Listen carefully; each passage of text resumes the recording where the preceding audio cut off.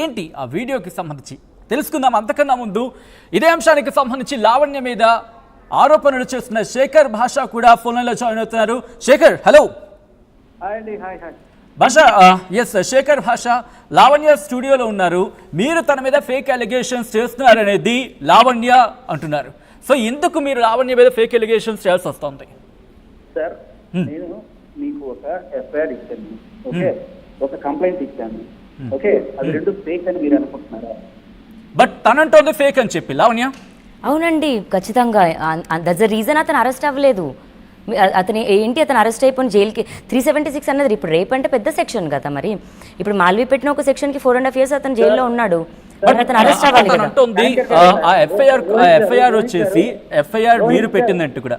శేఖర్, అతన్ని రమ్మనండి, స్టూడియోకి రమ్మనండి. ఇప్పుడు ఇందాక నాకు దమ్ము లేదా ధైర్యం లేదా అన్నాడు. నేను వచ్చాను, బయలుదేరి వెళ్ళిపోయారు. ఉన్నారు కదా. రోహిత్ గారు, సచిన్ మాట్లాడుతున్నాను. ఎస్ సచిన్, సారీ సచిన్ గారు, పాయింట్ ఏంటంటే నేను ప్రశ్నించినా ఒకటే, మీరు ప్రశ్నించినా ఒకటే. ఈ డాక్యుమెంట్స్ నేనేమి క్రియేట్ చేసిన కాదు, పబ్లిక్ డొమైన్ లో దొరుకుతుంది. ఓకే, ఒక జర్నలిస్ట్ గా మీరు కూడా సంపాదించచ్చు. అండ్ ఇప్పుడు అమ్మాయి చెప్పింది కదా ఇదంతా ఫేక్ చేసింది, ఆ అమ్మాయి చెప్తే నేను సపోర్ట్ చేయడం కాదు. ఇప్పుడు ఇది మీరు ఒక జర్నలిస్ట్ గా మీరు వెళ్ళి గుంటూరు పట్టాపురం పోలీస్ స్టేషన్ లో వెళ్ళి ఎంక్వైరీ చేయాలి. కానీ ఎఫ్ఐఆర్ కి సంబంధించి అదే అడుగుతున్నా. తనంటుంది ఏంటంటే ఆ FIR copy that is an allegation on me. ఒక్కసారి కొంచెం కాస్త శేఖర్ భాష ఆడియో పెంచే ప్రయత్నం చేయండి. పీసీఆర్ ఏమి చేయట్లేదు సార్, నేను ఎలిగేషన్స్ ఏమి చేయట్లేదు. సో నేను ఉన్నది మీడియా రావడం, అది కూడా తప్పు అయిపోతే దాంట్లో కూడా నా నోరు వచ్చే ప్రయత్నం జరుగుతుంది. రకరకాలుగా నన్ను భయపెట్టే ప్రయత్నం చేస్తున్నారు. కేసులను చేస్తారనో, లేకపోతే క్యారెక్టర్స్ చేస్తున్నాను, ఇంకా రకరకాలుగా మాట్లాడుతున్నారు. బట్ ఏదైతే సరే నేను తీసుకొచ్చి మీ ముందు కొన్ని ఆధారాలు పెట్టాను. అవి ఫేక్ కాదు, అవి పబ్లిక్ డొమైన్ లో గవర్నమెంట్ లో మీరు కూడా తీసుకోరు, అవి ఫేక్ కాదు. బట్ తను అంటుంది ఏంటంటే ఎఫ్ఐఆర్ ఫేక్ కాదు, కానీ దాంట్లో ఉన్న కాంటెంట్ ఏదైతే ఉందో అది కరెక్ట్ కాదు అంటుంది. I am right Lavanya?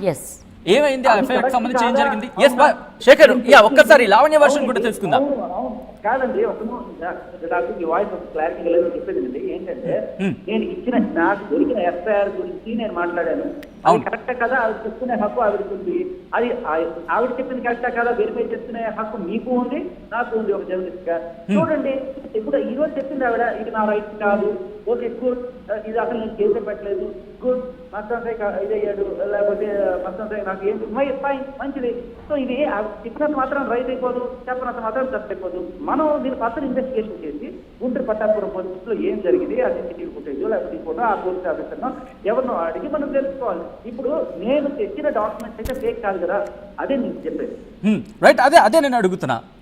FIR నిజమా కాదా లావణ్య? ఇప్పుడు ఫేకా హిడనా అనడానికి ఫస్ట్ ఆఫ్ ఆల్ అతనికి అనవసరం. అండ్ మా లైఫ్ లో అంత సీక్రెట్ గా, ఒక్క నిమిషం, అతను మాట్లాడేటప్పుడు మీకు అనవసరం అన్నారు. బట్ మా లైఫ్, నేను మీడియాకి వచ్చి నా మొగుడు, నా భర్త నా మెడలో 3 ముళ్ళు వేసిన నా మనిషి టాపిక్ డైవర్ట్ అవుతుంది. అనవసరం. ఇక్కడే ఉండు, ఒక్క నిమిషం భాష డైవర్ట్ అవుతుంది. నేను ఒక్క నిమిషం భాష, నేను డైరెక్ట్ గా అడుగుతాను.